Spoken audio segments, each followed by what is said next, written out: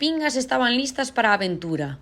Azul, vermello, amarelo, cada unha brillaba sobre a mesa, como se fosen exploradores nun mundo esvaradío. Nós, con ollos curiosos, preparábamonos para ver que pasaba con elas. Entón, decidimos crear un furacán. Bueno, en realidade eso sopramos a través dunha palliña, pero o efecto foi espectacular. Mira, a azul saíu disparada. A vermella rodou con elegancia, como se desfilase nunha pasarela. Volvemos soprar, pero esta vez as pingas atopábanse nun circuito, como se estivesen nunha carreira, para ver se podemos conseguir cores novas. Tamén apostamos para facelo máis entretido. Quen chegaría máis lonxe? Que cores se mesturarían? Que cores sairían? Se mezclamos azul con amarelo, conseguimos verde. Azul con vermello, conseguimos lila. E se mezclamos amarelo e vermello, conseguimos laranxa. A sorpresa atopábase na seguinte aventura.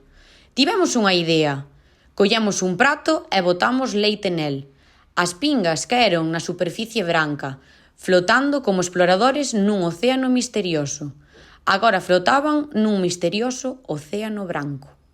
Xusto cando pensaban que xa non podía pasar nada máis raro, apareceu o bastonciño con xabón. Atención, pequenos científicos e científicas. Antes de tocalo co leite, pensemos, que creedes que pasará cando toquemos o leite co bastonciño con xabón? As pingas estalaron en todas as direccións. O azul correu afastándose como se vise un fantasma.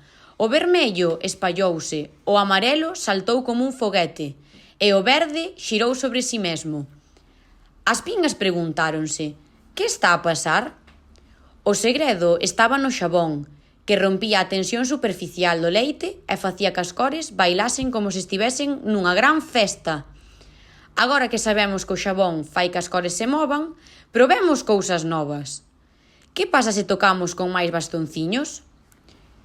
E se engadimos máis cores? Podemos facer ondas no océano? Con isto, as pingas aprenderon que xuntas podían crear un espectáculo de cores. O que parecía maxia era, en realidade, ciencia ficción. Conclusións. Traballamos cas cores primarias, cuxa mezcla deu lugar a outras secundarias. Como vimos no vídeo, eran lila, verde e naranxa. É importante recordar o sorprendente que foi xuntar o xabón e o colorante, xa que parecía maxia.